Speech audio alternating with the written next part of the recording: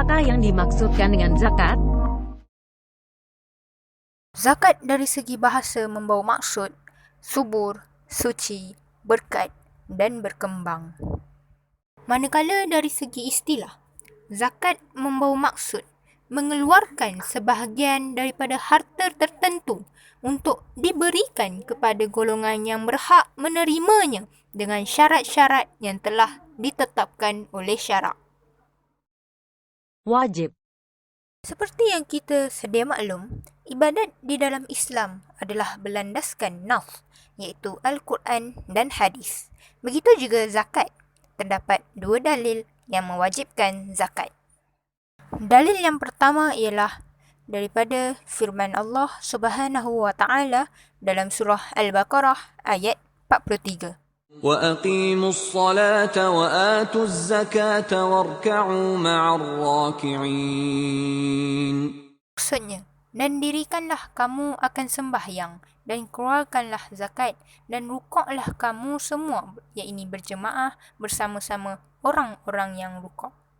Dalil yang kedua, daripada Abdullah bin Umar bin Al-Khattab radhiyallahu anhu meriwayatkan bahawa Rasulullah sallallahu alaihi wasallam bersabda, "Buniyal Islamu ala khams, syahadati an la ilaha illallah wa anna Muhammadan Rasulullah wa iqamis salah wa ita'iz zakah wal haji wa shaumi Ramadan." Muttafaqun alaih. Maksud, Islam dibina atas 5 perkara. Penyaksian bahawa tiada Tuhan melainkan Allah dan Nabi Muhammad itu utusan Allah, mendirikan solat, menunaikan zakat, mengerjakan haji ke Baitullah dan berpuasa pada bulan Ramadan.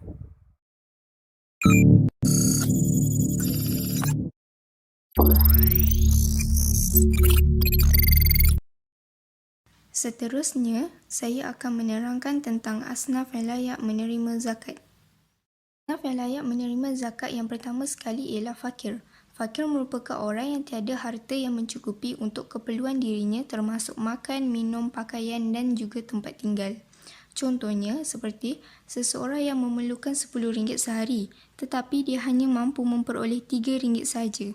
RM3 tersebut tidak mencukupi untuk membeli makanan, minuman, untuk membeli pakaian dan juga untuk menyewa tempat tinggal. Yang kedua ialah miskin. Miskin merupakan orang yang hanya mampu menampung sebahagian saja daripada keperluan hidupnya. Contohnya seperti seseorang yang memerlukan RM10 sehari tetapi dia hanya mampu memperoleh RM8 sahaja.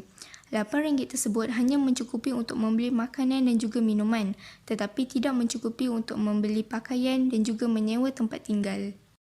Seterusnya, yang ketiga ialah amil. Amil merupakan mereka yang telah dilantik oleh pemerintah untuk mengumpul dan mengagihkan zakat. Amil dilantik oleh Maidam iaitu Majlis Agama Islam dan Adat Melayu. Yang keempat ialah mu'alaf. Mu'alaf merupakan orang yang baharu sahaja masuk Islam. Mu'alaf juga dikenali sebagai seseorang yang dijinakkan hatinya dan telah memeluk agama Islam tetapi tahap keimanannya masih lemah. Seterusnya yang kelima ialah hamba. Hamba merupakan golongan hamba yang ingin membebaskan diri mereka daripada cengkaman perhambaan dan juga penaklukan sama ada dari segi cengkaman fizikal atau mental, seperti cengkaman kejahilan dan terbelenggu di bawah kawalan orang-orang tertentu.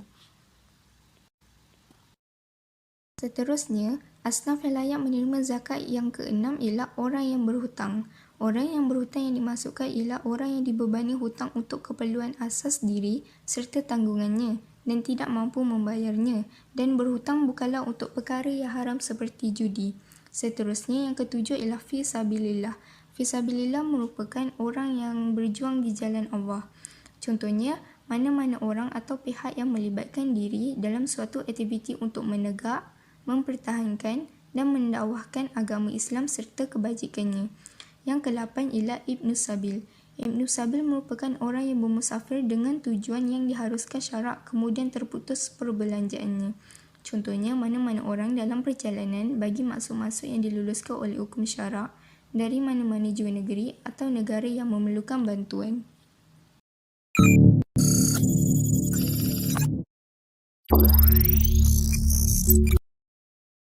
Hikmah Pensyariatan Zakat.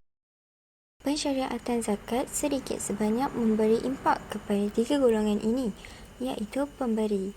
Pertama sekali, dengan pensyariatan zakat ini, kita dapat mendidik jiwa pemberi sifat pemurah. Dengan itu, kita dapat mengelakkan dan menjauhkan diri daripada salah satu sifat keji, iaitu bakhil. Kedua ialah melahirkan sifat taat, terutamanya kepada perintah Allah, kerana zakat merupakan perintah Allah yang wajib dilaksanakan. Ketiga ialah mendapat keredaan Allah, kerana kita sentiasa melaksanakan perintah Allah seperti mengeluarkan zakat ini. Keempat pula ialah mendapatkan kecemerlangan hidup di dunia dan akhirat. Sebagai contoh, sewaktu hidup si pemberi zakat itu sentiasa bebas daripada masalah keuangan atau sebagainya. Kedua ialah penerima. Pertama sekali ialah kita akan dapat membersihkan hati daripada hasad, dengki dan iri hati, terutamanya daripada golongan ini kepada orang golongan kaya. Yang kedua ialah sebagai sumber modal bagi golongan miskin untuk menjaga ekonomi keluarga mereka. Sebagai contoh, untuk golongan ini memberikan kemudahan pendidikan kepada anak-anak mereka. Yang ketiga ialah kita akan dapat meringankan beban orang yang berhutang daripada belenggu hutang. Dengan erti kata lain, kita akan dapat membantu mereka melunaskan hutang-hutang mereka. Yang keempat ialah meningkatkan keyakinan mu'alaf terhadap Islam, kerana iman bagi golongan ini masih lagi goyah. Ketiga ialah masyarakat. Pertama sekali, kita akan dapat mengeratkan ikatan ukhuwah dan kasih sayang sesama Islam. Yang kedua ialah kita dapat merapatkan jurang perbezaan antara golongan, terutamanya kepada golongan kaya dan juga golongan miskin.